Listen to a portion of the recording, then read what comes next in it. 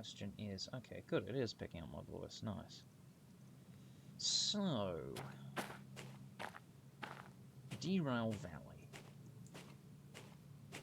Now, for those of you who don't know, it's particularly on my YouTube channel, I had to restart my save because I was transferring the DV game files over to a new hard drive that I'd recently installed. I accidentally did it wrong, and it corrupted the save, and I couldn't access it, so... Rip in peace, old save game. But... we're not here to talk about that at the moment. Oh, and yeah, I also managed to recover the custom skins that I was doing for the locos over there. I'm waiting for my mates to hop in on the Discord. I don't know if they'll actually come on or not, they might be busy. But, yeah, for some reason, I think it's the GWR, like the small refrigerating vans. Which one is it? Which one are they? Comms radio, crew vehicle, spawner. Where are they? Somewhere in here. Military. No, it's not that one. This. Where is it? Where is it? No, that's not it. And that reminds me, these Great Western Railway wagons, amazing, but again, they were causing my game to constantly crash. Like, I'd open up the menu, as you can see here, and whenever I walked into an area where these things spawned, it would just completely glitch out the entire game. It's been fixed now, I think. Not too sure. You can see here that the air system doesn't work because I've installed, what's it called? The air brake mod? But no, the Great Western Railway wagons like these come in many different forms. There's a few. And I did manage to get these working eventually. Spawner. So yeah, we got a few of them. And they're all like different sizes and lengths. So. I think it's this? Yeah, these haven't been spawning, unfortunately. I was really hoping that they would, and they haven't been. So, that one's not been spawning. This one's not been spawning. And I think that's it. But no, these were causing the game to just completely flip out. I don't know why, but they were. In other news, you might have seen my video on a particularly new Locomotive. Where is it? It's literally simply titled Shay. Skellington. Yeah, there we are. Ooh. Well, now we have two Shays. Because we don't need two. Yeah, look at that. Yes, I've got the Couplers mod installed, which is nice. And yes, these do work in the tutorial when you first load up the game. Like, you install these with a bunch of other mods and the tutorial doesn't flip out too badly. I have to probably make a video on that sometime. And then, of course, look at this. Just look. Honestly, the guy that did the work on this is absolutely amazing. Like, he did a stellar job. Too bad the bell doesn't work, though. The only thing that works is the whistle. But, yes. There's also the superheating, well, not superheating, the generator, which generates power when you've got steam in the boiler. And then, you know, you flip that switch and it turns on light, which is pretty cool. The one thing I have noticed is that the steam takes an awful, like, the engine, when you're driving it, and you put down, like, the slightest bit of throttle, this thing just accelerates to buggery. like immediately goes up to 20 k's an hour. And then you've, like, it'll get to about 12 bar, maybe 15 bar. But it'll chew through water and chew through steam. So you could, like, sit there for, like, a solid minute or two in this drive for, like, maybe a few feet before it runs out of steam. But then again, once it runs out of steam, it starts building it up again, which is quite nice, and it does rather quickly. And then, of course, I've also got the handbrake mod installed now as well.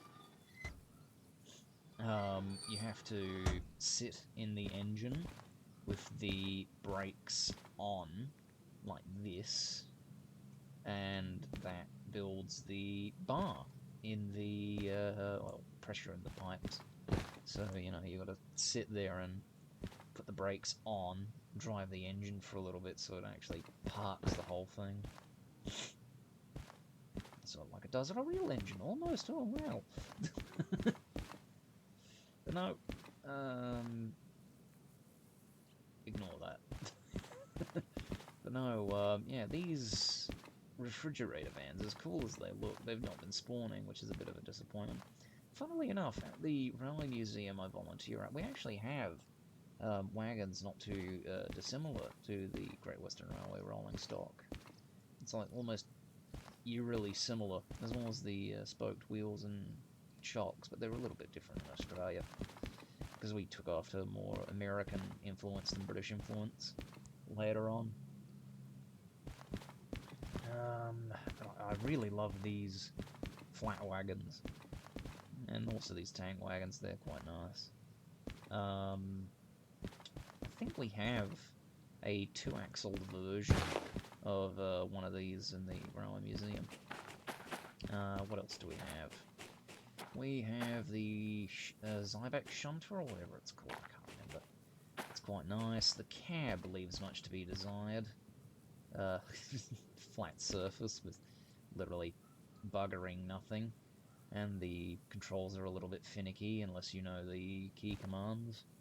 And then you've got all the light switches and whatnot. Still can't remember how to fire this thing up properly. I think you've got to switch all these switches and switch all these on, and then you press that button there. And then, of course, you've got the beautiful, beautiful high hood 661 series loco. Beautiful engine. Pain in the ass to open the door, as you can see. We're doing the key commands. No, I want this to work without key commands, thank you. But yeah, you've got to like flick all the tiny switches here, and on this side as well, to then finally flick these 3 switches and bring that up, and then turn that ignition key there, and then off you go. That's another thing. These doors are stiff. Stiffer than me, that's something. Fell off. Although, one thing I would like to see at some point in the future is probably a more detailed engine, like the actual internals. And another thing you can do is like open up all the doors, purely for no reason other than just having a look at the internals, which I would find really cool. And again, another shunter. These things are actually pretty decent. I like these. As ugly as sin as they can be on the inside. And then, of course, we've got this beautiful thing. Absolutely amazing. And you can definitely tell that this is not compatible with the Zeke's couplers mods. Oh, well. It's fine. It's fine. In real life, that would probably be smaller. Just pretend that it is. It's a nice engine. The only problem I have with it is the reverse and the handbrake, which is essentially, this is the independent, and that's the air, and this takes an absolute age to turn around fully, as well as the reverse. I wish it was a little bit faster. The sander, which is here, it's not really clearly pointed out that it is the sander, because you'd assume that this is something to do with the drain cocks. Of course, that's if you haven't looked at the actual instruction manual. I think this here is the blower? I'm not too sure. This is the water injector. So that's like a weird water injector, but whatever. I'm not too sure what that is. Not too sure. It could be water release. There's too much water in the boiler. And then of course that's nice. I like that. And then of course there's this engine, the SH202, which is the vanilla loco that you get. Can't get the license at the moment. Can't afford it. I have been at the museum studying the two 282s that we have at the Railway Museum in Adelaide, that is, at Port Dock, where I volunteer. And this thing is terribly inaccurate. Mostly because the suspension is sitting like right behind the wheel here. Now on the real 282, the boiler actually is suspended via, I think, 3 or 4 struts on either side, which connect to the frame, and the frame is bolted at the back here to the back end of the firebox, if I remember correctly, and then that comes all the way down here and goes into the steam chest, which should be like one big sort of bone shape. And this plate shouldn't be here, it should just be one giant steam chest that's here, but it's not. Because the idea is that this is clearly the, what's it called? Like the little side valve, slide valve, or whatever it's called, that lets in the steam to the main cylinder, which is here. And even then, this whole gearing arrangement, ugly as just, it's not really ugly, it's fugly looking. And this here, this rod, is coming to this cylinder here. Logically, there should just be one rod this side with one cylinder, and then the reverser actually attaches itself to the other side, eliminating the need for another cylinder like that, because that's where the reverser would be. So it would be facing, and there would be like a little universal joint coming off of there. So that pushes the rod, or well, cylinder along here, pushes it forward, and then puts this into a different position, which completely changes the inlet of the steam going into this cylinder here, which causes it to go whichever direction you want it to. Although something I've been learning from the people at the museum who know a thing or two about how steam works, sometimes you can get a problem where it stalls. Like a steam engine can stall, and that's because you've got steam coming in, and the little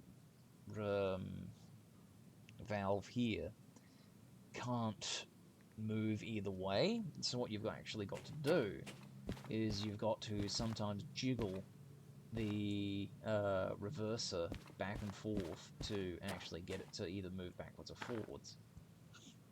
Sometimes this doesn't work, and what you have to do is actually get like a long drop or a crowbar and get it behind the main drive wheels, which is hilarious. But once it, moves forward a little bit, steam will go in, steam will go out, and off you go. Speaking of which, these ladders, no safety at all. This bar here, which is connected to the actual smoke box, which is supposed to be the exhaust of the steam engine, like the exhaust filter.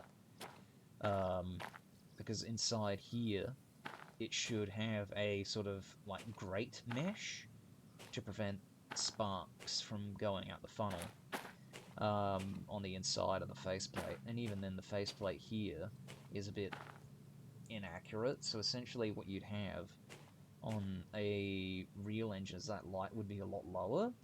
So this would be like the main plate, the main cover. This would be the door here, like this whole part here.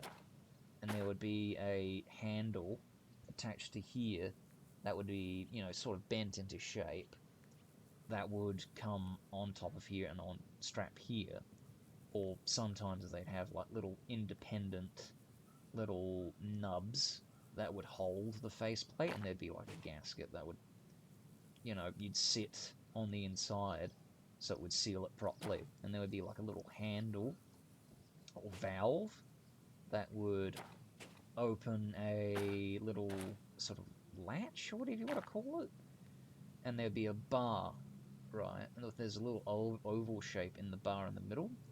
And that's where the valve, sort of has a little pipe coming off of it.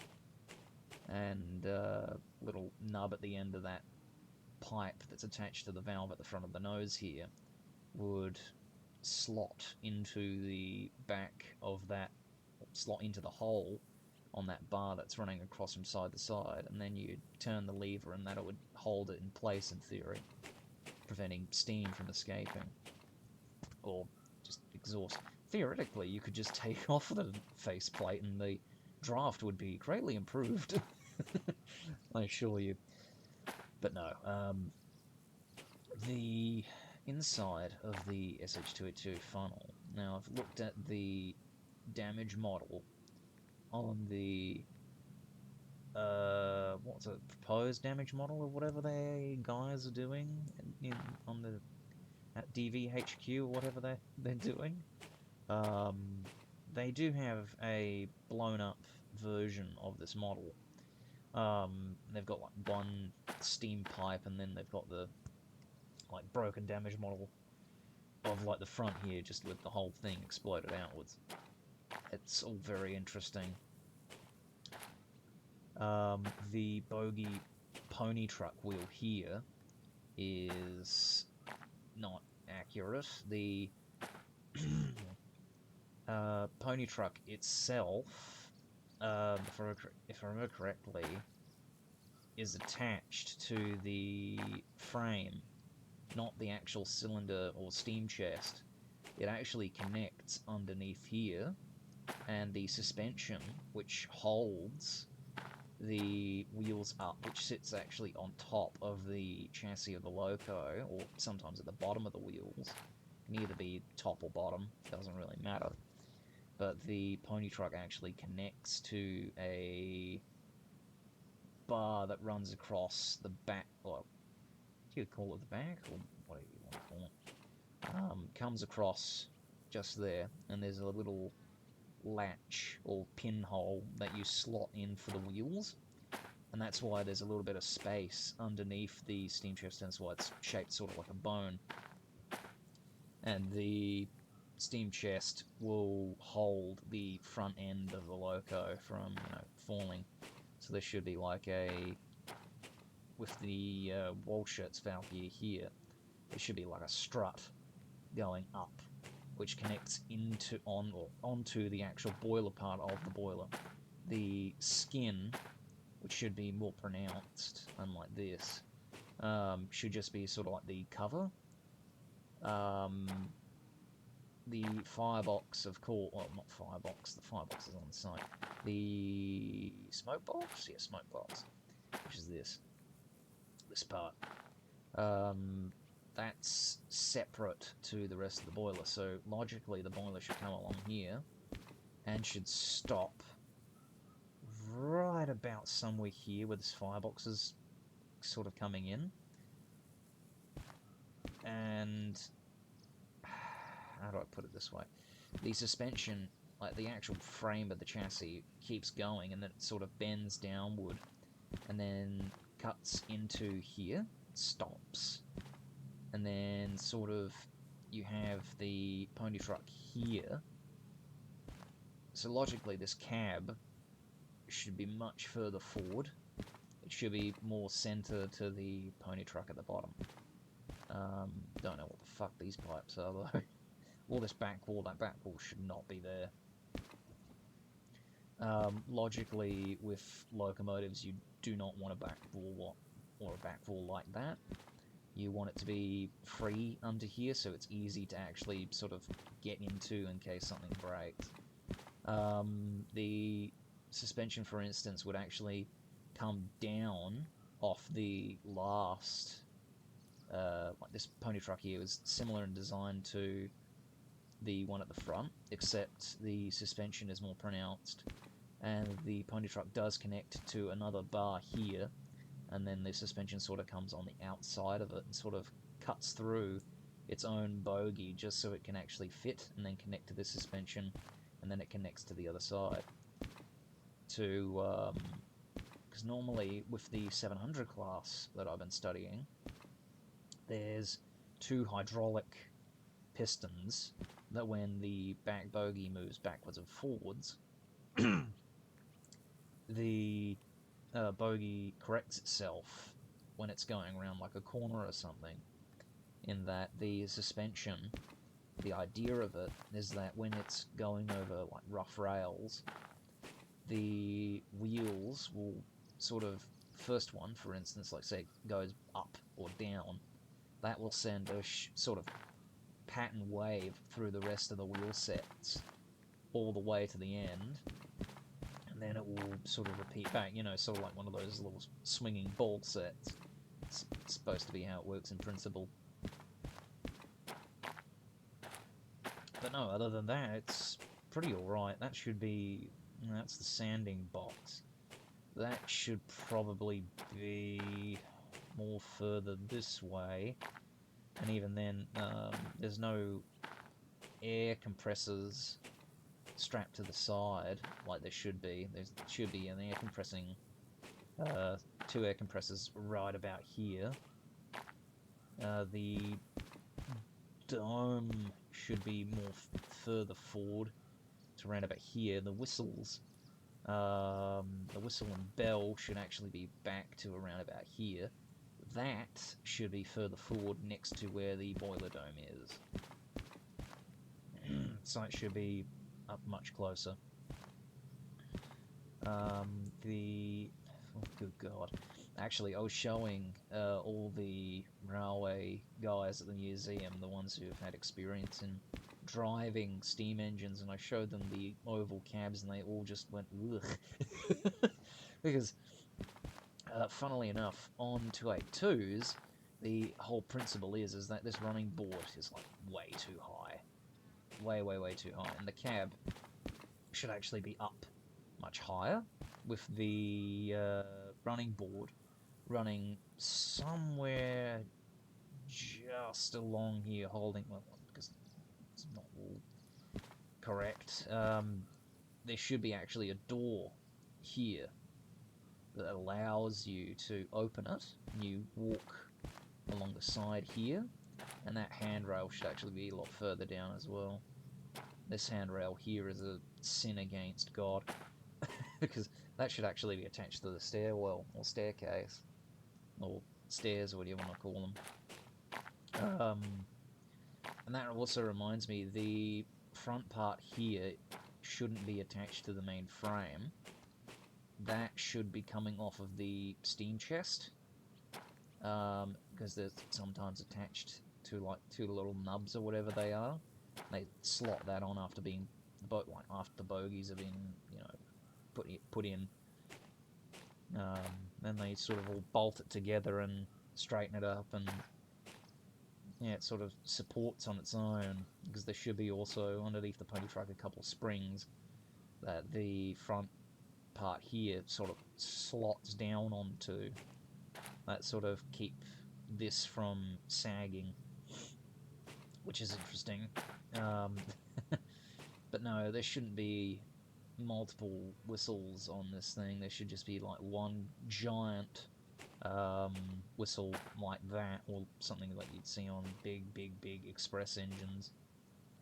Keep in mind though, the one at the museum, which is supposed to be like a light version of the mountain Hokkaidos, and this is very much a light Hokkaido. It's not a big Hokkaido, it's a light Hokkaido, which is very similar to the 700s, or even the Victorian Railways N-Class. And the N-Class is actually built very different. Instead of having a monoblock, like I mentioned with the 700, the frame on the N-Class actually cuts through and actually holds up the front part here and connects to it more thoroughly. And the cylinder chest is actually in 3 parts. So you've got the 2 cylinders at the side, and then you've got the actual chest part. and that slots in, and then you bolt that to the frame on the inside, and then you add the 2 cylinders to the side of that, and then you essentially have to put the piping on the inside of it through and then hook it all up together, and then it should work in theory. But no, that's just 2 different ways you could do this, and that plate again shouldn't be there. Sorry, DV devs, if you're getting a little bit salty that at me for criticizing it. All in good jest. I mean, I am spending some time trying to remodel this myself and see if you guys don't like it. Also, that light's just hideous. Here's the thing: when I first downloaded the game, I didn't know a lot about Steam engines, and I've been learning about them very, very slowly and as much as I can when I can. And then I, look back at this and I think, oh wow, there's a lot of inaccuracies with it, but honestly, it's not meant to be very highly detailed. It's just meant to look nice for the game. It's literally the only one they have. And then again, the guys have been busy with Simulator.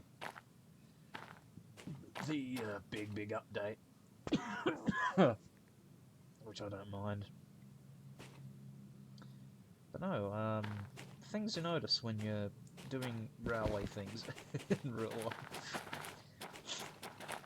All in all, though, I really do love the SH282 as much as, there's a lot of inaccuracies with it.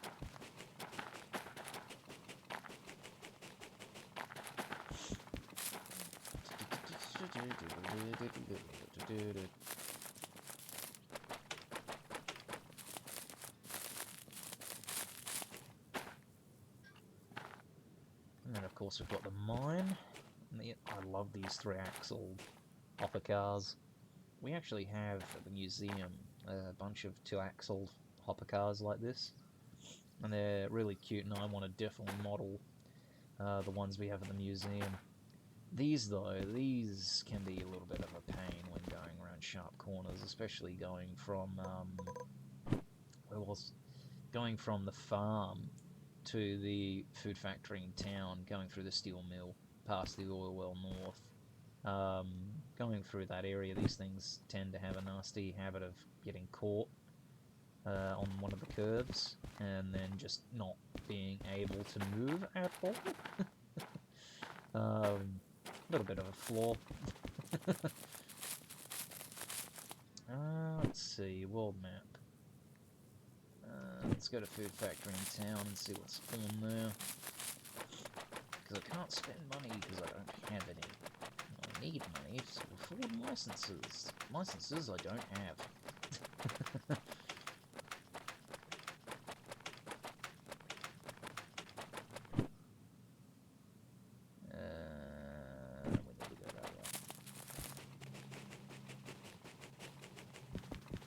But no, I love how people have been making all these custom cars and rolling stock pieces. It's all rather beautiful to see that this game is slowly evolving more and more and more by the day. And I really enjoy seeing that.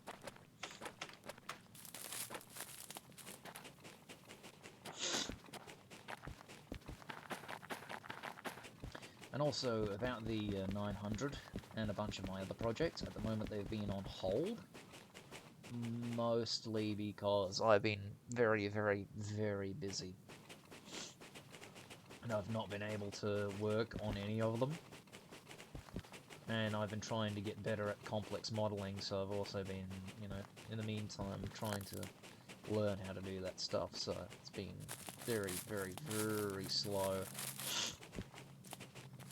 I always feel jealous whenever I see, like, Zyback or Bosch or one of the other guys make 3D models for this game, and I'm just thinking, god damn it, I wish that were me. Unironically.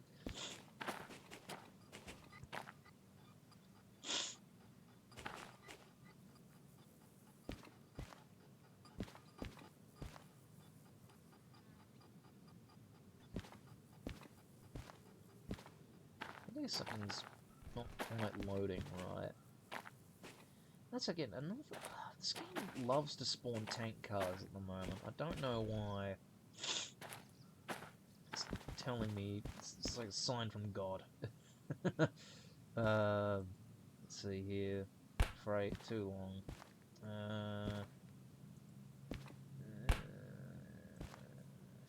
Can't do that one. Can't do that one. Logistics hall. Do I have a logistics hall?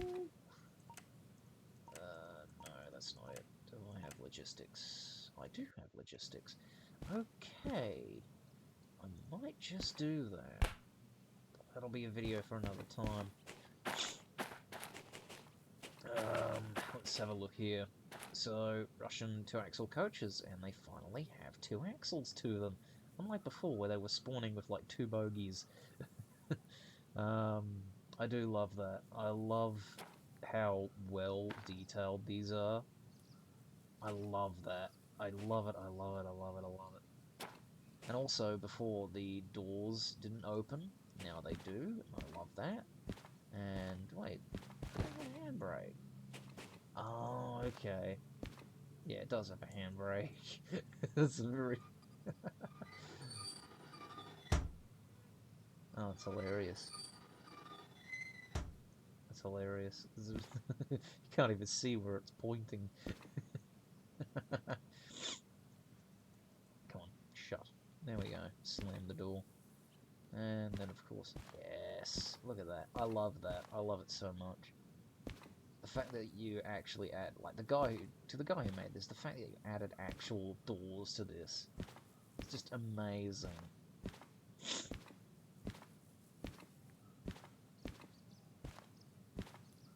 Also, funnily enough, I ended up showing this coach again. Most of the mods, I've actually introduced most of the guys at the Rail Museum to this game.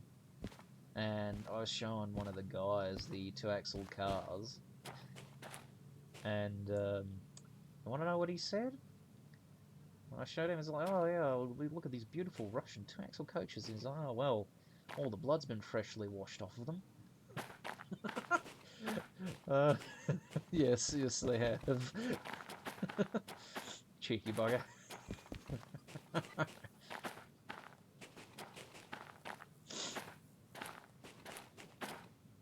these beautiful cars. I'm still upset the doors don't open on these. But you can sit down, enjoy the view. Oh, I love that. I love it so much. Again, this game is pretty freaking awesome. And it's going to be even more awesome in the future, because people are just going to keep endlessly working on this. I do love these 2-axle box cars. Again, we've got something similar to this at the Rail Museum. It's just amazing that they're in this game.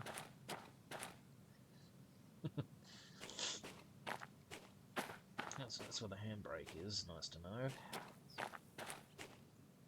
Handbrake, yep. That reminds me, I really need to download multiple units Steam at some point. Need to do that. Let's see what's in here. Not much. Okay. Well, I think I shall call it there. No one came on. Sad.